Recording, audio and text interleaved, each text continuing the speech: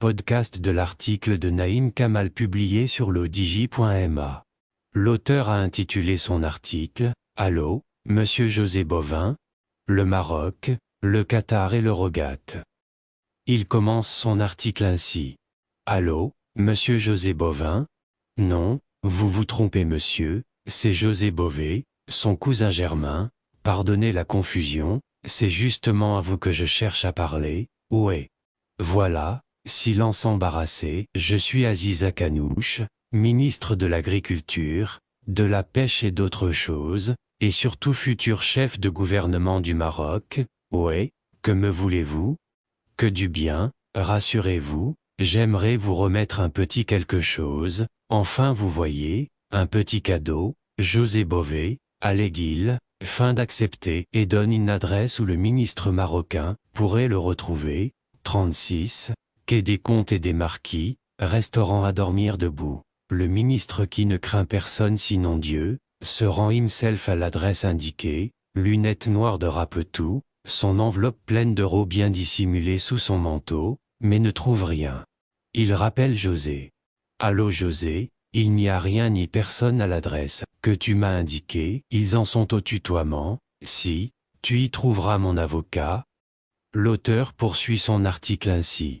Même dans une pièce de théâtre pour petites gens prêts à rire de tout et de rien, la scène ferait navet.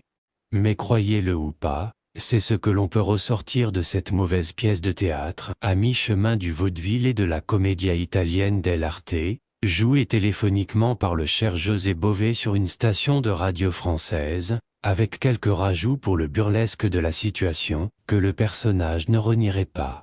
Sa main dans la main de son frère, José Bové est un syndicaliste agriculteur, passé de mode, que sa moustache, sa pipe et son cassage au sens propre de McDo ont rendu célèbre. Personnalité hurluberlu, mythomane sur les bords, que ni sa faconde paysanne ni ses titres de gloire ne lui ont suffi pour avoir la liberté dans la foulée de parler des eurodéputés véreux, qui peuplent les instances de l'UE à Strasbourg et à Bruxelles. À peine avait-il commencé qu'il est interrompu par le présentateur qui lui coupe la ligne, seulement intéressé par le Maroc via son actuel chef du gouvernement. L'auteur précise ainsi. Il y a un proverbe marocain qui dit « sa main dans la main de son frère », pour signifier que ça ne s'arrête pas. Ce que l'on a appelé l'affaire d'espionnage au titre pittoresque de Pégasus, qui renvoie au cheval ailé de la mythologie grecque, s'essoufflant, on ressort une histoire de corruption où le Qatar et le Maroc se tiennent compagnie.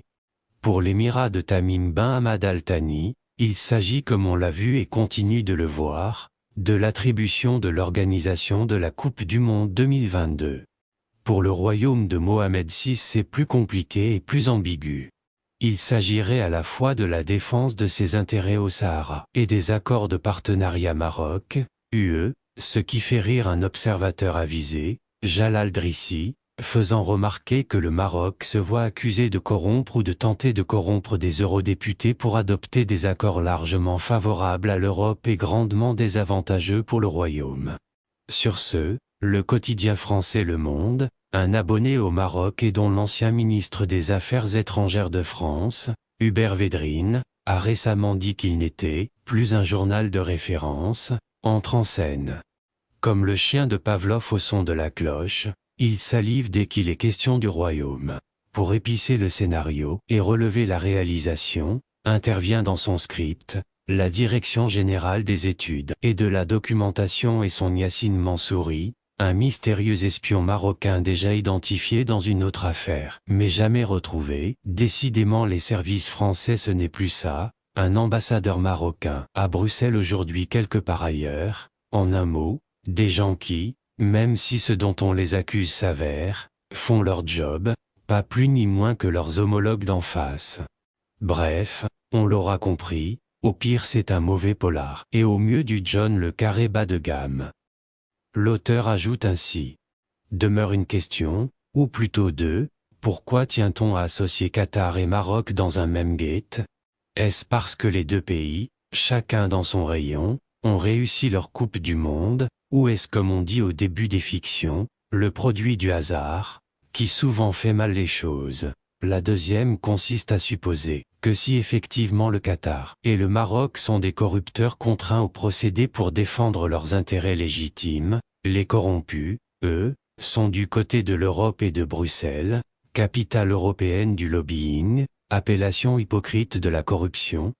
Pourquoi s'échine-t-on alors à parler de Qatargate et de Marocgate et non pas d'Eurogate, Dieu-gate, ou, en ce qui concerne Doha, de Michel Platini-gate? Ni mystère ni boule de gomme. Seulement un toc activé par le désir maladivement obsessionnel de nuire. Et l'impudente arrogance de voir la paille dans l'œil du voisin et ne pas voir la poutre dans le sien. L'auteur conclut ainsi. Post-scriptum important aux Sainte-Nitouche. Pour ceux qui veulent savoir ce qu'est vraiment le journal Le Monde, on conseille La face cachée du Monde, un livre d'investigation publié en 2003 par les journalistes Pierre Péan et Philippe Cohen. Pour ceux qui veulent avoir une idée sur le travail des services français, l'ouvrage de Gérard Davet et Fabrice Lhomme, Un président ne devrait pas dire ça, apporte de précieuses informations de la bouche du président François Hollande notamment sur les opérations homicides. Sur l'action des services français, SDEC puis DGSE, une série documentaire, Histoire des services secrets français, particulièrement en Afrique, apporte un éclairage édifiant sur les ravages et les meurtres au nom de l'intérêt de la France. La partie intitulée Le grand malentendu dans laquelle témoigne un ancien du service action du SDEC et de la DGSE, Alain Juillet, en dit long et en toute bonne conscience sur ces épisodes. Ce documentaire est disponible sur YouTube.